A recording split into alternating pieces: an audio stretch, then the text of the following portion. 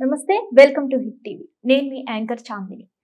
ఈరోజు మనతో పాటు ప్రముఖ ఆధ్యాత్మికవేత్త, లైఫ్ కోచ్, ఆస్ట్రాలజిస్ట్, అలాగే ఆమె పేరు ఆర్బి సుధా గారు. ఆమె మనతో పాటు ఉన్నారు. ఆమెతో చర్చించి మరిన్ని విషయాలు తెలుసుకునే ప్రయత్నం చేద్దాం. నమస్తే మేడం. నమస్కారం అమ్మా. ఎలా ఉన్నారు? Fine fine. మేడం, ఈ ఆగస్టు నెలలో అసలు ఏ ఏ రాశుల వారికి ఎలా ఉండబోతుంది? తప్పక ఫస్ట్ చూద్దాం. ఎప్పుడులాగే మనం ఫస్ట్ గోచారం మాట్లాడుకుంటాము. ఎందుకంటే గోచార రీత్యానే మనం రాశి ఫలితాలు చెప్పడం అనేది జరుగుతుంది. అందరికీ తెలిసిన విషయం మళ్ళా నేను చెప్పడం జరుగుతుంది. అంటే ఏంటి, 9 ప్లానెట్స్ 12 రాశులు ఉంటాయి. రాశి అనేది ఏంటంటే ఎక్కడ చంద్రుడు ఉన్నాడో మీ జాతకంలో దాని రాశి అంటాం. అంటే ఒక్క ప్లానెట్ గురించి. సో ఇప్పుడు కూడా రాశి వారిగానే మాట్లాడుకోగలుగుతాం. బట్ ఎప్పటికైనా సరే జాతకం పరిశీలించుకుని ఒక రెమెడియల్ మెషర్స్ కానీ, లేకపోతే ఒక జెమ్ స్టోన్ కానీ, లేకపోతే ఏదైనా ఒక పూజ కానీ, జపం కానీ చేసుకోవడం అనేది మంచిది. మనం ఇప్పుడు మాట్లాడుకునేది ఏంటంటే అన్ని జనరల్ టాపిక్స్. అంటే ఏంటి, రాశి వారిగా. ఎందుకంటే ఒక్కొక్క రాశిలో ఒక్కొక్క నక్షత్రంలో కోట్లాది మంది ఉంటారు. కానీ ఆ కాంబినేషన్ అనేది కొంచెం డిఫరెంట్ ఉంటుంది. అంటే జాతక రీత్యా మనం చూసినప్పుడు, ఎందుకంటే 9 ప్లానెట్స్ మనం తీసుకుంటాం. దాంతోపాటు మనం ఏంటంటే గోచార రీత్యా అదొకటి, ప్లస్ జాతకం, ప్లస్ ఏంటంటే మనకి టైం పీరియడ్. సో ఈ టైం పీరియడ్ అవన్నీ తీసుకున్నప్పుడు ఏంటంటే ఒక్కొక్కళ్ళకి డిఫరెంట్ ప్రెడిక్షన్స్ అనేది డిఫరెంట్ అవుతుంది. అంటే ఏంటి, ఫలితాలు అనేవి డిఫరెంట్ అవుతాయి తెలుగులో చెప్పాలి అంటే. అందుకనే మనం ఎప్పుడైనా మనం మాట్లాడుకునేది రాశి ఫలితాలు అనే మాట్లాడుకుంటున్నాము. సో రాశి ఫలితాలు మాట్లాడుకునే ముందు ఎక్కడెక్కడ ఏ గ్రహాలు ఉన్నాయో ఫస్ట్ చూద్దాము. ఎప్పుడులాగే నేను ఎప్పుడు ఫస్ట్ శనీశ్వరుతోనే మొదలెడతాను.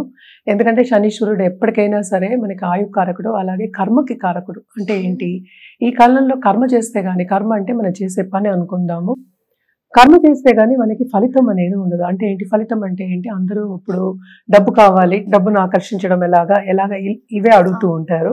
సో ప్రస్తుతం శనీశ్వరుడు అందరికీ తెలిసిన విషయం, మనకి మీన రాశిలో ఉన్నారు. ఆయన కూడా రిట్రోగ్రెషన్ అయ్యారు లాస్ట్ మంత్. అంటే వక్రిచున్నారు. అది నవంబర్ వరకు ఉందన్నమాట. సో ఎవరెవరికి ఏలినాట్స్ అని ఉందంటే, ఫస్ట్ మనం మాట్లాడుకోబోయేది ఏంటంటే కుంభం వాళ్ళకి లాస్ట్ ఘట్టం ఏలినాట్స్ అని. అంటే 7.5 years శని అనేది అందరికీ తెలుసు. ఏలినాట్స్ అని అంటే 7.5 years శని. ఎందుకంటే ఒక్కొక్క రాశిలో 2.5 ఏళ్ళు ఉంటారనమాట శనీశ్వరుడు. సో కుంభానికి, అలాగే మీనానికి, అలాగే ఏంటంటే మేషానికి మనకి ఏలినాట్స్ అని ఉందన్నమాట. నెక్స్ట్ మనం మాట్లాడుకోబోయేది శుక్రాచార్యుడు. శుక్రుడు ప్రస్తుతం ఏంటంటే మిథునంలో ఉన్నారు. August 21st ఏమో కర్కాటకానికి వెళ్తున్నారు అనమాట. అదే మిథునంలో మనకి తెలుసు ఇప్పుడు జూపిటర్ ఉన్నారు. సో జూపిటర్ ఏంటంటే లాస్ట్ మంత్ కంబస్ట్ అయ్యారు, ఆయన బయటకు వచ్చేసారు. సో పరిపూర్ణంగా ఫుల్ పవర్తో ఉన్నారు. సో కొన్ని రాసుల వాళ్ళకి చాలా చాలా బ్లెస్సింగ్స్ ఉంటాయి జూపిటర్ మూలాలన్నమాట.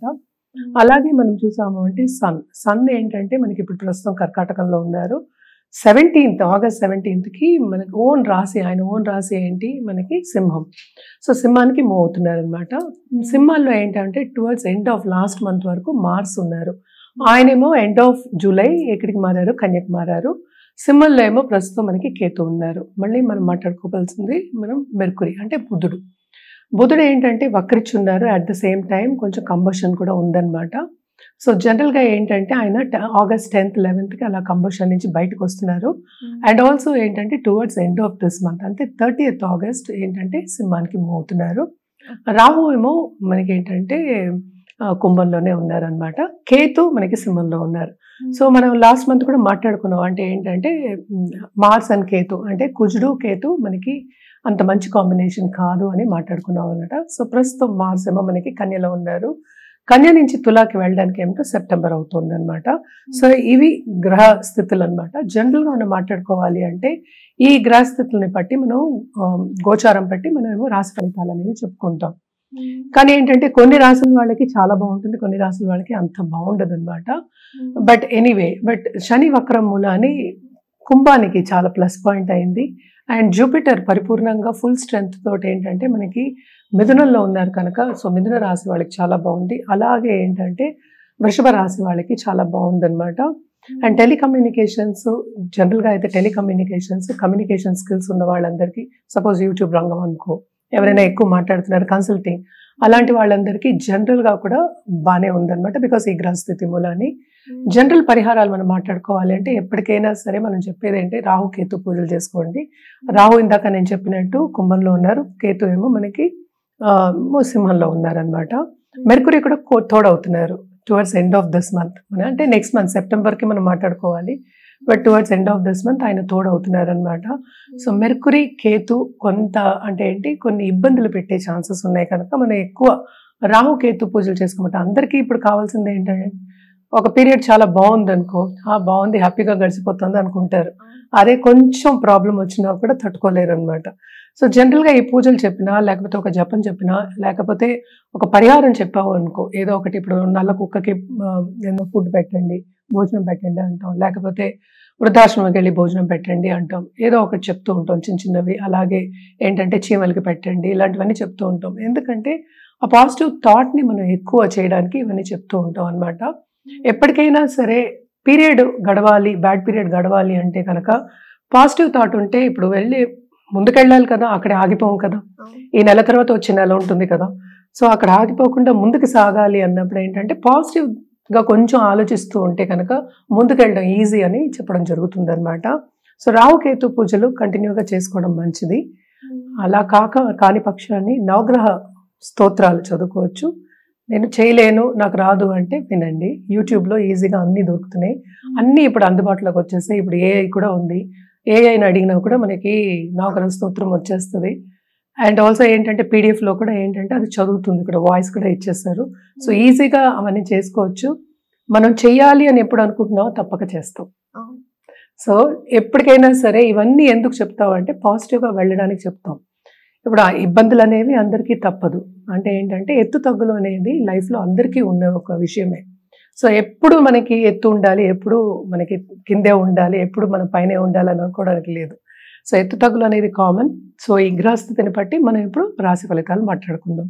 మేడం, ధనుసు రాశి వారికి ఎలా ఉండబోతుంది? ధనుసు రాశి వాళ్ళకి తప్పక సక్సెస్ సాధిస్తారు. అన్ని బ్లెస్సింగ్స్ ఉన్నాయి. సో వీళ్ళకి చాలా మటుకు పాజిటివిటీ అనేది మనకి కనిపిస్తుంది. బట్ ఏంటంటే మోస్ట్ ఇంపార్టెంట్ మనం చూసామంటే 6th and 11th లార్డేమో కూడా ఏంటంటే 7th లో ఉన్నారు. ఈ రాశికి అధిపతి మనకి తెలుసు గురువు ఏమో మనకి 7th హౌస్లో ఉన్నారు. సో అన్ని బ్లెస్సింగ్స్ అనేవి ఉన్నాయి. సో ఏది వచ్చినా వీళ్ళు తప్పక నిలబడతారు అనేది మనకి కనిపిస్తుంది అనమాట. అదొకటి కాకుండా 12th లో 10th లో సో ఫారిన్లో సెటిల్ అయ్యి అక్కడ ఉద్యోగం చేసే వాళ్ళందరికీ తప్పక చాలా బాగుంటుంది. అదొకటి కాకుండాను నిరుద్యోగులకి ఫారెన్ ఛాన్సెస్ అంటే ఫారిన్లో వెళ్ళి సెటిల్ అయ్యే ఛాన్సెస్, అక్కడ ఉద్యోగం వచ్చే ఛాన్సెస్ మనకి ఎక్కువ కనిపిస్తున్నాయి అన్నమాట. అండ్ ఏంటంటే వీళ్ళకి క్రియేటివిటీ కూడా చాలా ఎక్కువ ఉంటుంది. ఈ మంత్ అంతా చాలా క్రియేటివ్ ప్రాసెస్లో వాళ్ళు మునిగిపోయి ఉంటారు. కొత్త సబ్జెక్ట్స్ నేర్చుకుంటారు. అంటే ఏంటంటే బ్లెస్సింగ్స్ ఉన్నాయి కనుక తప్పక చదువు దిశగా వెళ్ళడం కానీ లేకపోతే హాబీస్ ఏదో ఒకటి నేర్చుకోవడం కానీ మనకి ఎక్కువ కనిపిస్తుంది. అదొకటి కాకుండా ధర్మక్షేత్రాలు సందర్శించడం, అలాగే పూజలు పునస్కారాలు ఎక్కువ చేయడం, ఇంట్లో వ్రతాలు అనుకుందాము, మనకు వచ్చేది కూడా శ్రావణ మాసమే కదా, ఇది శ్రావణ మాసమే మనకి. సో తప్పక వ్రతాలు చేయడము, దాంట్లో మునిగిపోవడము, బాగా స్పిరిచువాలిటీ ఇంక్రీజ్ అవ్వడం మనకి కనిపిస్తుంది అనమాట. సో ఎక్కువ చదువు మీద లేకపోతే నాలెడ్జ్ మీద ధ్యాస పెట్టడం అనేది మనకి ఎక్కువ కనిపిస్తుంది. అదొకటే కాకుండా 2nd and 3rd lord 4th లో ఉన్నారు. సో కొంతవరకు వీళ్ళకి ఏంటంటే సేవింగ్స్ అనేది బాగుంది.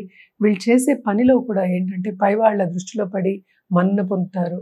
అలాగే ఉన్నత వ్యక్తుల అంటే పై వ్యక్తుల పరిచయం ఏర్పడడం, ఆ పరిచయం మూలాన్ని ఇంకా పైకి రావడం, ఆ సూచనలు కనిపించడం అనేది మనకి ఎక్కువ కనిపిస్తోంది. బిజినెస్ చేసేవాళ్ళు ఎస్పెషల్లీ ఏంటంటే ఇన్స్టిట్యూషన్ బిజినెస్ కానీ లేకపోతే స్కూల్స్ కాలేజెస్ ఉన్న వాళ్ళందరికీ తప్పక ఇది ఒక మంచి మంత్ కింద మనం కనిపిస్తోంది. సక్సెస్ సాధించే ఒక మంత్ కింద మనకి కనిపిస్తోంది. దాంపత్య జీవితంలో కూడా కొంతవరకు అనుకూల పరిస్థితి అనేది నెలకొంటుంది. ఎవరిగా కొత్తగా పెళ్లి కావాలి అంటే ఇప్పటి వరకు మనకి పెళ్ళి అవ్వలేదు అని బాధపడే వాళ్ళందరికీ ఈ నెల ప్లస్ పాయింట్ అవుతుంది. అంటే ఏంటి, మంచి సూచనలు కనిపిస్తున్నాయి. తప్పక వాళ్ళు అనుకున్న పార్ట్నర్ వచ్చే ఒక దశ కనిపిస్తోంది అనమాట. అలాగే ఏంటంటే మనకి లవ్ రిలేషన్షిప్లో ఉన్న వాళ్ళందరికీ కూడా కొంతవరకు బాగానే ఉంటుంది, అనుకూల పరిస్థితి ఉంటుంది అనేది కనిపిస్తోంది. సేవింగ్స్ అనేది కూడా నేను ఇందాక చెప్పినట్టు బాగానే ఉంది. అంటే ఖర్చులు అనేవి అవుతాయి, దుబ్ర ఖర్చులు అనేది తక్కువే, అంటే అన్ని శుభ ఖర్చులే మనకి కనిపిస్తున్నాయి. ఇంట్లో నేను చెప్పినట్టు శుభ కార్యాలు కనిపిస్తున్నాయి అన్నమాట. శుభకార్యాలు అయ్యే ఛాన్సెస్ ఎక్కువ కనిపిస్తున్నాయి. అలాగే ఏంటంటే ఎక్కువ ఖరీదైన వస్తువులు కొనుక్కోవడం, ఒక గోల్డ్ కానీ, ఒక సపోజ్ ఇన్వెస్ట్మెంట్ కింద ఒక కార్ కానీ, బ్రాండెడ్ కార్ కానీ లేకపోతే బ్రాండెడ్ మనం ఈవెన్ బ్యాగ్స్ కూడా మనం చెప్పుకుంటాం, ఎస్పెషలీ లేడీస్కి. అలాగే చీరలు కొనుక్కోవడం కానీ, షాపింగ్ చేయడం కానీ, ఆనందంగా గడపడం కానీ మనకి ఎక్కువ కనిపిస్తూ ఉంది. అలాగే పరిహారాల విషయానికి వస్తే కనుక తప్పక వీళ్ళు శనికి చేయాలి, అలాగే గురువుకి చేయాలన్నమాట. సో ఇవి రెండు కాకుండా మీరు చేస్తాను అంటే తప్పక శనివారము గురువారము చేయండి. అలాగే ఏం చేయాలి అంటే గురువుని వెళ్ళి సందర్శించుకోవడం, అలాగే శనీశ్వరుని అంటే నవగ్రహాలకి ప్రదక్షిణ చేయడం మంచిది. అది లేని పక్షాన్ని నవగ్రహాలకి తప్పక ఏంటంటే గురువారం నవగ్రహాలని పూజించడం అనేది మంచిది. అంటే ప్రదక్షిణ చేయడం అలాగే పూజించడం అనేది మంచిదన్నమాట. అలాగే ఏంటంటే ఎవరినైనా మీరు ఫాలో అవుతున్నారు గురువుని అంటే తప్పక వాళ్ళ కాళ్ళు పట్టుకోవడం అంటే ఏంటి, గురువు మీద ఫోకస్ చేసి నమ్మకం పెట్టుకోవడం అనేది వెరీ ఇంపార్టెంట్. ఆల్రెడీ మంచి సూచనలు మనం మాట్లాడుకున్నాము. సో ఇవన్నీ చేసుకుంటూ ఉంటే ఇంకా ముందు కూడా ఫ్యూచర్ కూడా ఇంకా బాగుంటుంది వీళ్ళకి.